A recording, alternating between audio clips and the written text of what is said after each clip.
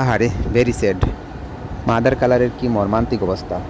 একটি ভুলের জন্য ক্ষতি হয়ে গেল মালিকের লক্ষ লক্ষ টাকার জিনিসপত্র। সব ভাঙচুর করে পরিবেশ এখন শান্ত। আর এখন অভাব নেই নিরাপত্তা বাহিনীর। চতুর্দিকে নিরাপত্তা বাহিনী ঘিরে রেখেছে। বিজিবি, পুলিশ, র্যাব সবাই এসেছে এখন, কিন্তু এখন কোনো বিশৃঙ্খলা নেই। জানি না বিশৃঙ্খলা ঘটার আগ মুহূর্তে বাংলাদেশ নিরাপত্তা বাহিনী খবর পেয়েছেন কিনা। যদি ওনারা বিশৃঙ্খলার আগ মুহূর্তে আসতে পারতেন তাহলে এত জানমালের ক্ষতি হতো না। দেখে খুবই খারাপ লাগে এবং কষ্টও লাগে। এক নিমিষেই এত দামি দামি কাজ ভেঙে চুরমার হয়ে গেল। কিছু মানুষ আহত হইল, তবে আল্লাহর অশেষ মেহেরবানি কোনো মানুষের প্রাণহানি হয় নাই।